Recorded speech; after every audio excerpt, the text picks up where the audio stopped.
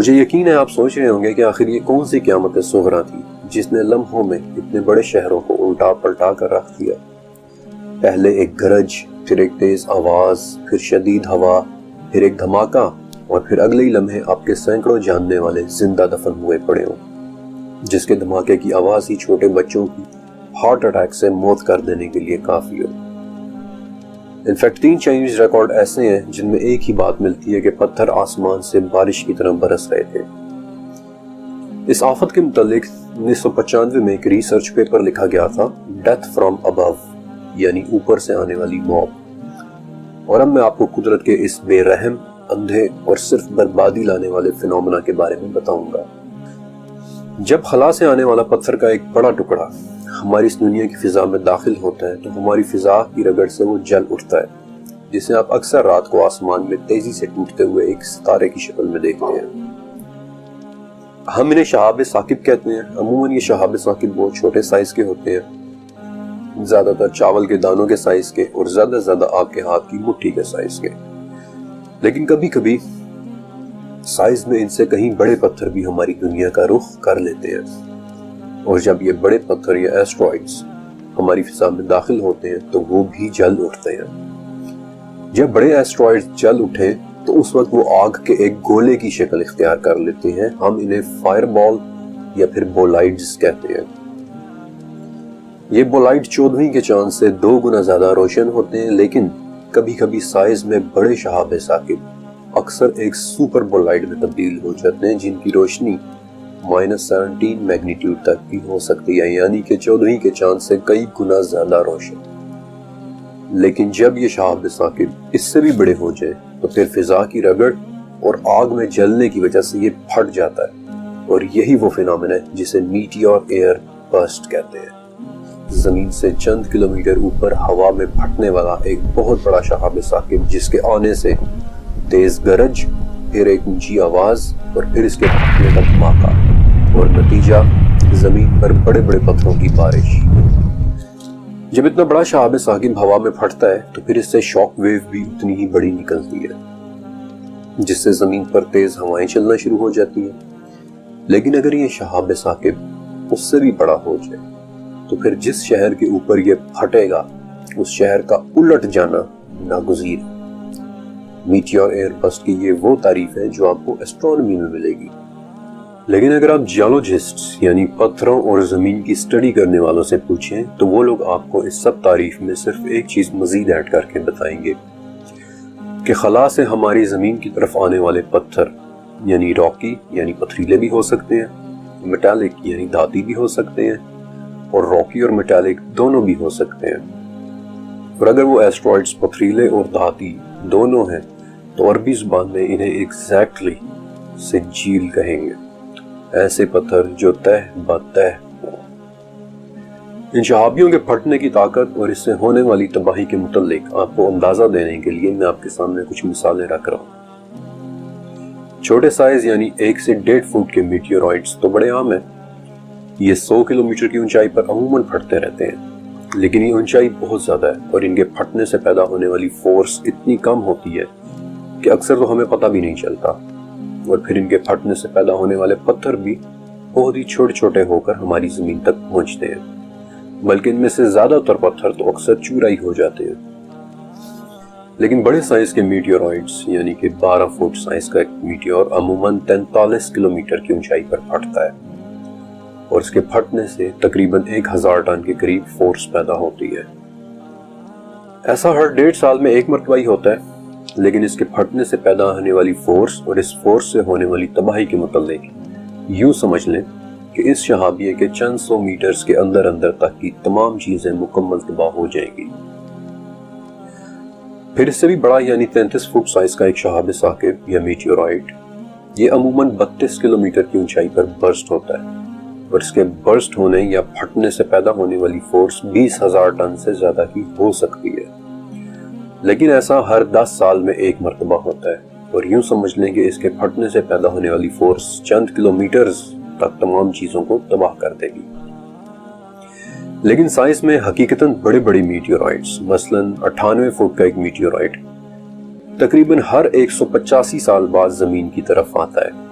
اور ہم سے صرف 17 کلومیٹر اوپر پھٹتا ہے، اور اس کے پھٹنے سے 9.5 لاکھ ٹن کی فورس پیدا ہوتی ہے کہ جو انسان کے بنائے ہوئے کسی بھی سٹرکچر، چاہے وہ ٹینک ہو یا بحری جہاز، اسے پرزا کر دینے کے لیے کافی ہوتی ہے۔ آخری مرتبہ یہ واقعہ 15 فروری 2013 کو ہوا تھا، اور شاید آپ کو بھی یہ واقعہ یاد ہوگا۔ ان دنوں یہ نیوز ٹی وی پر بہت زیادہ دکھائی جا رہی تھی کہ رشیا کے اوپر ہوا میں ایک 66 فٹ کا ایسٹرائیڈ صرف 30 کلومیٹر کی اونچائی پر پھٹا تھا۔ 69,000 کلومیٹر پر آور کی سپیڈ سے روس کے اوپر سے گزرتے اس پتھر کی روشنی تھوڑی دیر کے لیے سورج سے بھی زیادہ ہو گئی تھی، اور اس کے پھٹنے سے پیدا ہوئی فورس ہیروشیما والے ایٹامک بم یعنی ایٹمی دھماکے سے 33 گنا زیادہ تھی۔ اور میں آپ کو یہ بھی بتا دوں کہ اس پتھر کو زمین کی طرف آتے ہوئے ڈیٹیکٹ بھی نہیں کیا جا سکا تھا، کیونکہ یہ سیدھا سورج کی طرف سے آ رہا تھا، اور جب تک اس کے آنے کا پتہ چلا تب تک بہت دیر ہو چکی تھی۔ اور جب یہ پھٹنے کے بعد جل اٹھا تو 100 کلومیٹر دور تک کے رہنے والوں نے بھی اسے دیکھا، اور اس سے پیدا ہونے والی شاک ویو جو صرف 2 منٹ 23 سیکنڈ میں زمین تک پہنچ گئی، اس دھماکے نے 7,000 سے زیادہ بلڈنگز کو نقصان پہنچایا تھا، 1500 لوگ زخمی ہوئے، یعنی عام الفاظ میں صرف اس دھماکے کی آواز نے $33 ملین کا نقصان کر دیا تھا۔ سچ کہوں تو یہ ایک معجزہ ہے کہ کس طرح اس کے پھٹنے سے پیدا ہوئے ٹکڑے بالکل بیابانوں میں جا کر گرے تھے، اور اس کا سب سے بڑا یعنی 650 کلو کا ایک ٹکڑا ایک جھیل میں گرا تھا۔ خدا نہ خواستہ اگر یہی ٹکڑا کسی آباد جگہ یا کسی شہر کے اوپر گر جاتا تو شاید کئی کلومیٹر تو کوئی نفس زندہ نہ بچتا۔ لیکن ہر 1900 سال بعد زمین کی طرف ایک ایسا میٹیورائٹ ضرور آتا ہے کہ جو 250 فٹ تک بڑا ہو سکتا ہے، اور یہ صرف 4 کلومیٹر اونچائی پر پھٹ جاتا ہے، اور اس کے پھٹنے سے 1.5 کروڑ ٹن کی فورس پیدا ہوتی ہے۔ اس غضبناک فورس سے کیا تباہی پھیل سکتی ہے، اس کا اندازہ لگانا میں آپ پر چھوڑتا ہوں، لیکن ایک بات ضرور کہوں گا کہ اس سائز کے میٹیورائٹ کا پھٹ جانا ہی اچھا ہوتا ہے، کیونکہ اگر اس سائز کا میٹیورائٹ زمین کے اوپر ہوا میں ہی پھٹ جائے تو اس سے زمین پر کئی 100 کلومیٹر تک درخت اکھڑ کر گر جائیں گے، اور اس تمام ایریا میں زندگی ختم ہو جائے گی، ہو سکتا ہے کہ پورا ملک تباہ ہو جائے۔ میٹیورائٹ پھٹنے سے آسمان سے بڑے بڑے پتھروں کی بارش ہوگی، پھٹنے کی ٹھیک جگہ یعنی برسٹ ایونٹ کے ٹھیک نیچے زمین میں ایک بہت بڑا گڑھا پڑ جائے گا، اور یہ بھی ہو سکتا ہے کہ اس گڑھے سے پانی ابل ابل کر نکلنا شروع ہو جائے۔ اس وقت جو بھی بدقسمت شہر یا ملک اس ایونٹ کے ٹھیک نیچے واقع ہو، میرا نہیں خیال کہ اس ملک میں کوئی زندہ بچے گا، اور شاید اس شہر کے رہنے والوں کے ساتھ وہی ہو کہ جو 1626 میں چائنا کے چھوٹے سے شہزادہ یو کے ساتھ ہوا تھا۔ وہ بیچارہ اس برسٹ کی آواز کی دہشت سے ہی مر گیا تھا۔ لیکن یہ تمام باتیں آپ کو خوشخبریاں لگنے لگیں گی اگر آپ جان لیں کہ کیا ہو اگر یہ میٹیورائٹ پھٹے بغیر ہی زمین سے ٹکرا جائے۔ آج سے 6.5 کروڑ سال پہلے ایسا ہی ہوا تھا۔ ایک ایسٹرائڈ بغیر پھٹے پوری قوت کے ساتھ جا کر میکسیکو میں زمین سے ٹکرایا تھا، اور اس سے پیدا ہونے والی فورس کے بارے میں ہم صرف اندازہ لگا سکتے ہیں۔ لیکن آپ کے آئیڈیا کے لیے میں بتا دیتا ہوں کہ یہ فورس کسی صورت ہیروشیما کے مقابلے میں 4.5 بلین ٹائمز زیادہ ہی رہی ہوگی۔ انفیکٹ یہی وہ امپیکٹ تھا کہ جس نے اس پوری دنیا میں سے ڈائنوسارز کا خاتمہ کر دیا تھا، اور امپیکٹ کی اس جگہ پر گڑھا کیا پڑنا تھا، پورے کا پورا ایک کریٹر ہی بن گیا کہ جو آج بھی موجود ہے، میکسیکو کا چیخلوب کریٹر۔ اس ایسٹرائیڈ کے ٹکرانے سے 25 ٹریلین میٹرک ٹن گرد، مٹی، بھاپ، راکھ ہوا میں اٹھی، اور یہ اس قدر تھی کہ اگلے 2 سال تک سورج کی کوئی شعاع زمین تک نہیں پہنچ سکی۔ پودے، درخت اور جتنی بھی نباتات تھیں، ان سب کا خاتمہ ہو گیا۔ انفیکٹ اس وقت اس پوری دنیا سے ہی 75% درختوں اور جانوروں کا نام و نشان ہی مٹ گیا تھا، اور اس وقت کئی ہفتوں تک پوری دنیا میں 9 سے لے کر 11 میگنیٹیوڈ تک کے زلزلے آتے رہے تھے۔ آپ کو ایک ریفرنس کے لیے بتا دیتا ہوں کہ 2005 میں پاکستان میں آنے والا زلزلہ جس نے 65,000 لوگوں کی جان لے لی تھی، وہ اس کے مقابلے میں صرف 7.6 میگنیٹیوڈ کا تھا۔ شاید اب آپ کو محسوس ہو رہا ہو کہ ان میٹیورائٹس کے آسمان میں پھٹ جانے میں یہ عافیت ہے، ورنہ دیکھا جائے تو میٹیورائٹس کے اس طرح پھٹنے کی وجہ سے زندگی اور ہر چیز کی تباہی میں صرف اور صرف 4 کلومیٹر حائل ہوتے ہیں۔ اور ذرا امیجن کریں کہ اگر 2013 کا چیلیابنسک میٹیورائٹ یعنی رشیا والا میٹیورائٹ اگر بغیر پھٹے ہی زمین سے ٹکرا جاتا تو کیا ہوتا۔ سچ کہوں تو اس 14,000 ٹن کے پتھر کو زمین سے ٹکراتے سوچ کر ہی خوف آتا ہے کہ اگر وہ نہ پھٹتا تو کیا ہوتا۔ اور یہ بات ذہن میں رکھیے گا کہ اس پتھر کے آنے کا پتہ بھی نہیں چلا تھا۔ سادہ الفاظ میں ہمیں شاید پتہ بھی نہ چلتا کہ what hit us۔ Meteor air burst کے بارے میں دیکھنے اور جاننے کے بعد شاید آپ کا ذہن اس واقعے کو تصور کرنے کے قابل ہو کہ وہ لوگ اس وقت کیا دیکھ رہے تھے، کس طرح سے انہیں پتھروں کی بارش چھوٹی نظر آ رہی ہوگی۔ رشیا والے میٹیور کا ٹوٹا ہوا پتھر صرف ایک ٹکڑا تھا۔ امیجن کریں کہ اس طرح کے ٹکڑے بارش کی طرح آسمان سے برس رہے ہوں۔ جب تک ہمیں چیلیابنسک کے بارے میں پتا چلا it was already too late، بہت دیر ہو چکی تھی۔ اور اگر پتہ چل بھی جاتا تو کوئی ایسی طاقت نہیں تھی کہ جو انسان کو اس سے بچا سکتی، سوائے ایک ذات کے جس کا صرف ایک حکم ہی کافی تھا۔ سورہ ہجر، مگر لوط کے خاندان کو کہ انہیں تو ہم ضرور بچا لیں گے۔ لیکن ٹھیک اس سے اگلی آیت میں لوط علیہ السلام کی بیوی کا ذکر ہے کہ ہم نے اسے رکنے اور باقی رہ جانے والوں میں مقرر کر دیا۔ لوط علیہ السلام کی بیوی کے بارے میں یہی ذکر سورہ اعراف میں بھی ہے کہ ہم نے لوط اور ان کے گھر والوں کو بچا لیا سوائے ان کی بیوی کے کہ وہ انہی لوگوں میں رہی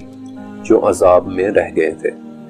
یہی بات فرشتوں نے بھی لوط علیہ السلام کو کہی تھی کہ جو سورہ ہود میں ہے کہ آپ میں سے کوئی بھی پیچھے مڑ کر نہ دیکھے سوائے آپ کی بیوی کے کہ اسے بھی ویسا ہی عذاب پہنچنے والا ہے جو ان سب کو پہنچے گا۔ سورہ نمل میں بھی یہی ہے کہ ہم نے لوط اور ان کے گھر والوں کو سوائے ان کی بیوی کے سب کو بچا لیا۔ سورہ عنکبوت میں بھی ہے کہ ہمارے بھیجے ہوئے لوط کو کہنے لگے کہ آپ خوفزدہ نہ ہو اور نہ ہی آزردہ ہو، ہم آپ کو آپ کے گھر والوں سمیت بچا لیں گے سوائے آپ کی بیوی کے۔ سورہ شعراء سے پتہ چلتا ہے کہ وہ ایک بوڑھی عورت تھی، اور سورہ تحریم میں اللہ تعالیٰ نے اس کا ذکر حضرت نوح علیہ السلام کی بیوی کے ساتھ کیا ہے کہ یہ دونوں ہمارے بندوں میں سے 2 نیک اور شائستہ بندوں کے گھر میں تھی۔ پھر انہوں نے خیانت کی اور وہ نیک بندے بھی اللہ کے عذاب کو ان سے نہ روک سکے، اور حکم دے دیا گیا کہ اے عورتوں تم دونوں بھی جہنم میں جانے والوں کے ساتھ چلی جاؤ۔ اب لوط علیہ السلام کی بیوی کے جس کا نام امام صدی اور اہل کتاب کے ہاں سے والہیہ ملتا ہے، آیا وہ لوط علیہ السلام اور ان کے اہل کے ساتھ چل پڑی لیکن راستے میں رک گئی، یا پھر وہ گھر سے ہی نہیں نکلی؟ اس میں اختلاف ہے۔ دونوں حوالے سے یہ اقوال موجود ہیں، دلائل موجود ہیں کہ ایک تو یہ کہ وہ گھر سے ہی نہیں نکلی تھی، اور دوسرا یہ کہ وہ گھر سے چل تو پڑی تھی لیکن جب شہر سے باہر نکل کر اس نے شہر کی چیخیں اور آہو بکاس سنی تو فوراً پلٹ کر ان کی طرف بھاگی، اور تبھی ایک پتھر اس پر آ کر لگا جس نے اس کا دماغ نکال کر اس کی موت کر دی۔ لیکن ایک روایت اہل کتاب کے ہاں بھی ملتی ہے کہ وہ گھر سے تو نکلی تھی لیکن اس نے مڑ کر دیکھ لیا تھا، وہی کام جس سے فرشتوں نے 2 مرتبہ منع کیا تھا، اور اسی وقت وہ پتھر اور نمک کے ایک ستون میں تبدیل ہو گئی تھی۔ انفیکٹ شاید یہی وہ اوریجن ہے کہ جہاں سے پھر فوک کہانیوں یا لوک کہانیوں میں پیچھے مڑ کر نہ دیکھنا ورنہ پتھر کے ہو جاؤ گے جیسے محاوروں کا جنم ہوا۔ اس حوالے سے حضرت عیسیٰ علیہ السلام کے دور کے ایک یہودی عالم جوزیفس فلاویس نے اپنی کتاب اینٹیکویٹیز آف دی جیوز میں لکھا ہے کہ میں نے وہ جگہ دیکھی ہے کہ جہاں لوط علیہ السلام کی بیوی کو عذاب نے پکڑ لیا تھا، اور میں نے پتھر کا وہ ستون بھی دیکھا ہے کہ جس میں اس کی شکل تبدیل ہو گئی تھی۔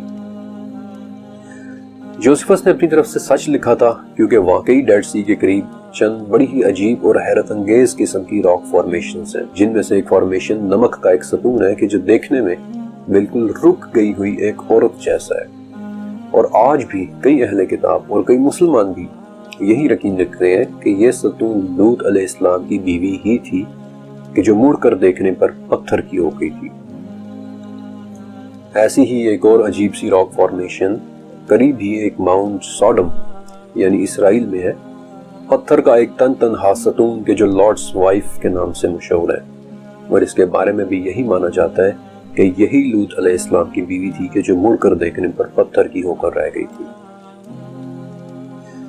ان باتوں میں لوگوں کو اتنی دلچسپی محسوس ہوتی ہے کہ آج دنیا میں کم سے کم 3 ایسی چٹانیں ہیں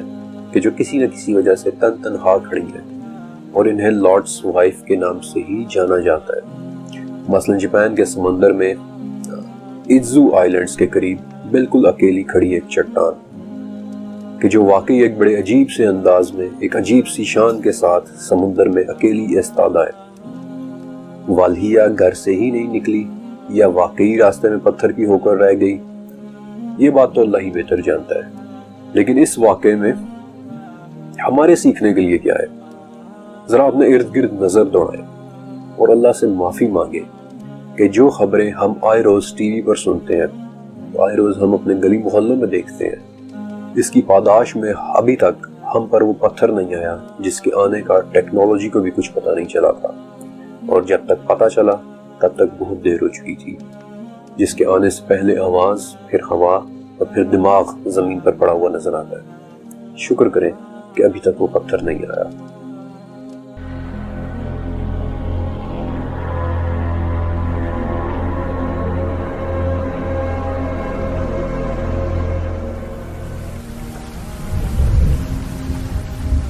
اس چیپٹر کے پہلے حصے کے اندر میں نے آپ کو لوط علیہ السلام اور قوم لوط کا واقعہ سنایا تھا،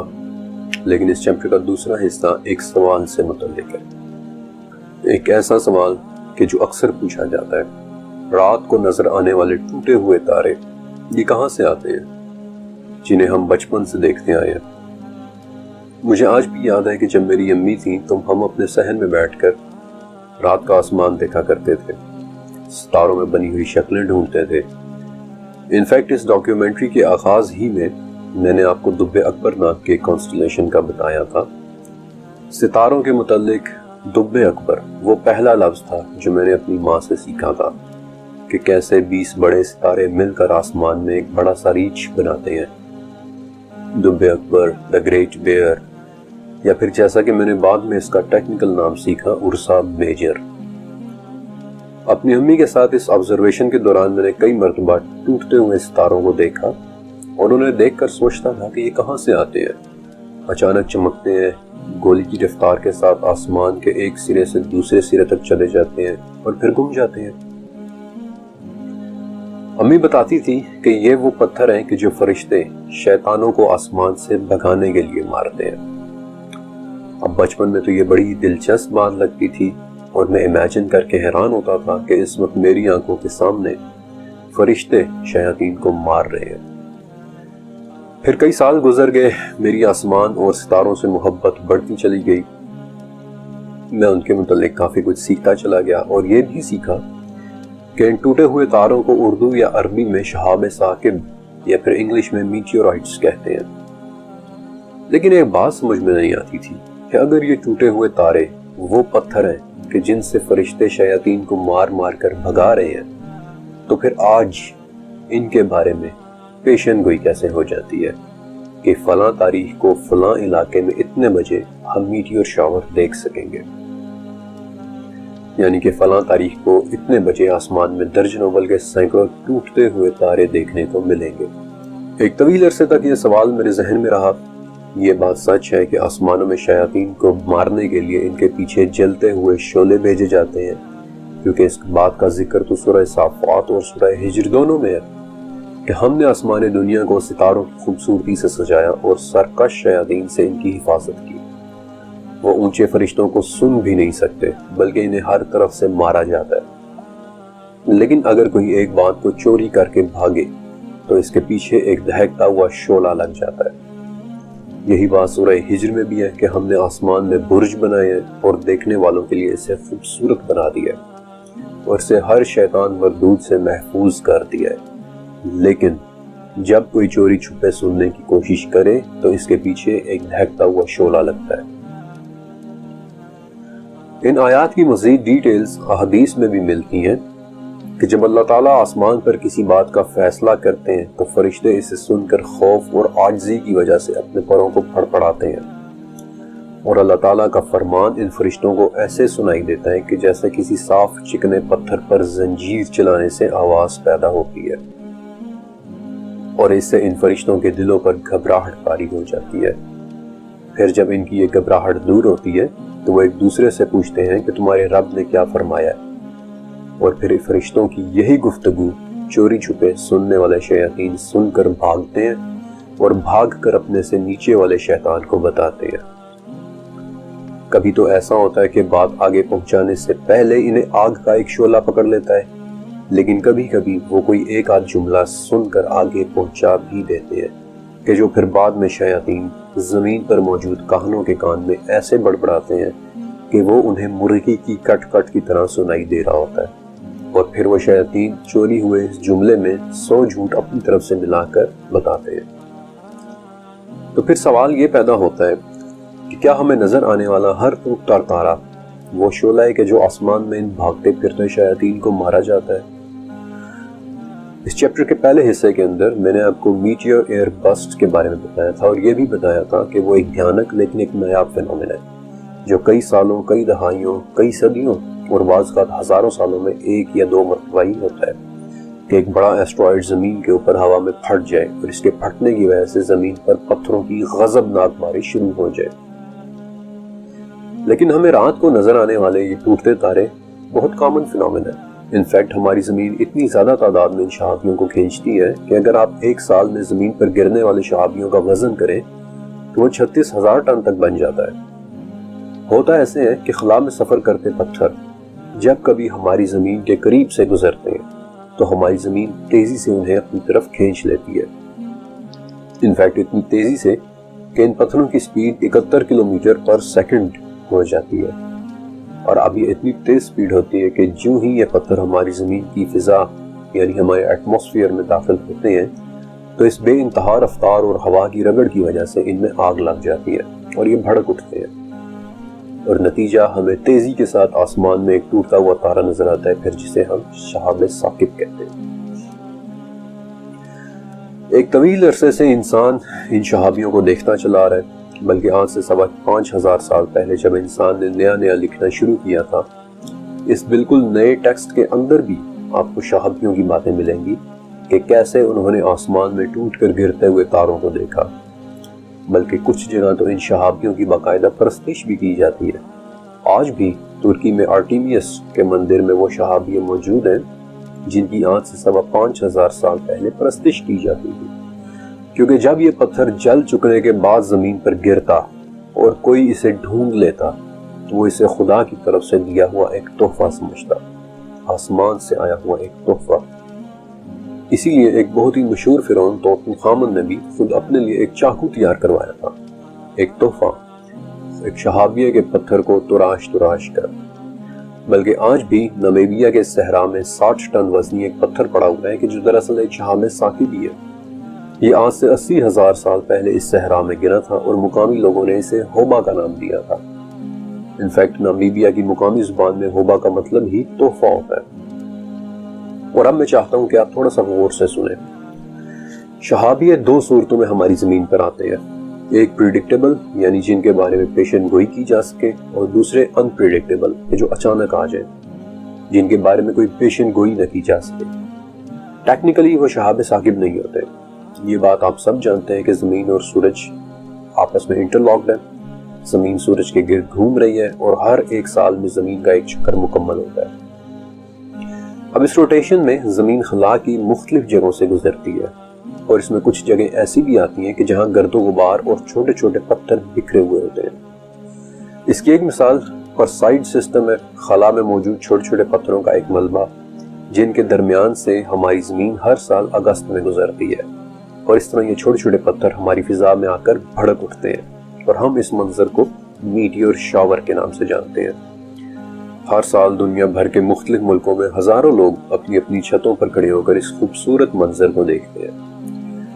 اسی طرح کا ایک اور سسٹم لیونڈ سسٹم ہے کہ جس میں میٹیور شاور کے دوران اتنے ٹوٹتے تارے گرتے ہوئے دکھائی دیتے ہیں کہ یوں محسوس ہونے لگتا ہے کہ ہر گھنٹے میں ہزاروں تارے ٹوٹ کر زمین پر گر رہے ہیں۔ لیکن اس سسٹم کی پیک کے درمیان سے ہماری زمین ہر سال نہیں بلکہ ہر 33 سال کے بعد گزرتی ہے۔ لیکن انپریڈکٹیبل شہابیہ، ان کی ایکچولی 3 اقسام ہیں،